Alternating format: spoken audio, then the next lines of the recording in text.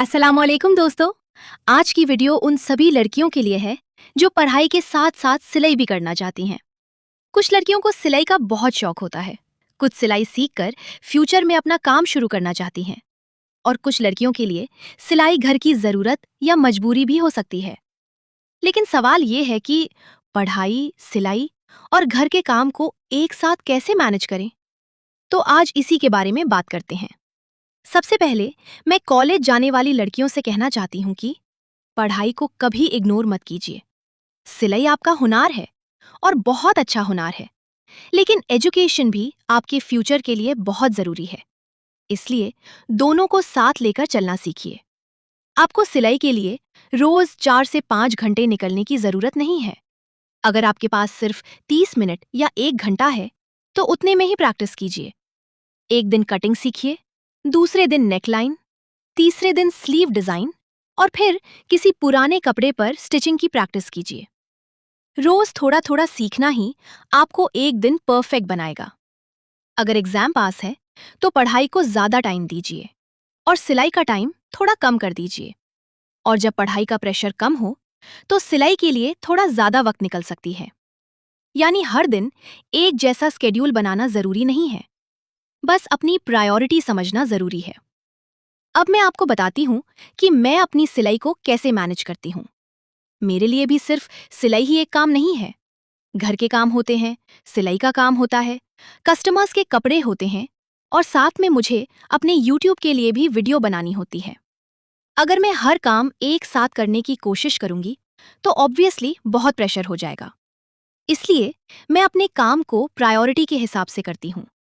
जो कस्टमर का काम पहले देना होता है, मैं उसको पहले कंप्लीट करने की कोशिश करती हूँ, और जो काम बाद में देना है उसके लिए अपने हिसाब से टाइम निकल लेती हूँ।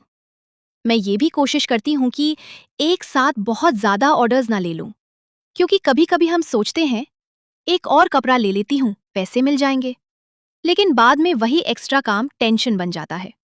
इसलिए जितना काम आप कंफर्टेबली कर सकती हैं उतना ही लीजिए। कस्टमर को खुश करना जरूरी है, लेकिन खुद को बहुत ज्यादा थका देना जरूरी नहीं है। घर के काम के साथ सिलाई मैनेज करने के लिए भी एक सिंपल रूल रखिए। जो जरूरी घर का काम है उसे पहले कंप्लीट कीजिए, फिर सिलाई के लिए एक फिक्स टाइम रखिए, और जब सिलाई पर बैठ जाएं तो उस वक्त मोबाइल में फालतू स्क्रॉलिंग ना करें, क्योंकि कभी कभी हम सोचते हैं बस 5 मिनट मोबाइल देख लेती हूँ, और पता चलता है आधा घंटा निकल गया। इसलिए मोबाइल को अपने काम के लिए यूज कीजिए, अपना टाइम वेस्ट करने के लिए नहीं।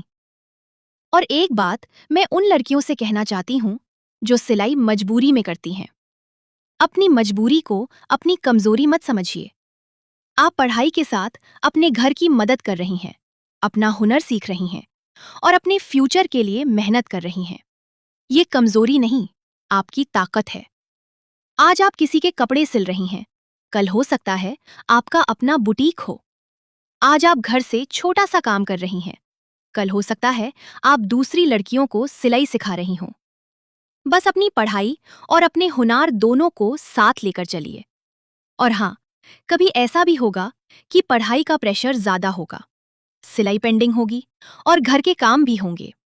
ऐसे वक्त में खुद को ब्लेम मत कीजिए। थोड़ा रेस्ट कीजिए और फिर दोबारा शुरू कीजिए। आपको एक ही दिन में सब कुछ परफेक्ट नहीं करना है, बस हर दिन थोड़ा सा आगे बढ़ना है। आज एक डिजाइन सीखा, कल एक स्टिचिंग टेक्निक सीखी, और साथ में अपनी पढ़ाई भी कंटिन्यू रखी। धीरे धीरे ये छोटी छोटी मेहनत आपको बहुत आगे ले जाएगी। और सबसे जरूरी बात, अल्लाह पर भरोसा रखिए और अपनी मेहनत जारी रखिए। पढ़ाई आपको इल्म देगी, सिलाई आपको हुनर देगी, और दोनों मिलकर आपको अपने पैरों पर खड़े होने का हौसला देंगे। तो अगर आप भी पढ़ाई के साथ सिलाई करती हैं या सिलाई सीखना चाहती हैं, तो कमेंट में जरूर बताएं कि आपको सबसे ज्यादा दिक्कत किस चीज को मैनेज करने में होती है, पढ़ाई, घर का काम या सिलाई। वीडियो अच्छी लगे तो लाइक करें, चैनल को सब्सक्राइब करें, और मेरे साथ जुड़े रहिए। अल्लाह हाफिज, अपना ख्याल रखिए और मेहनत करती रहिए।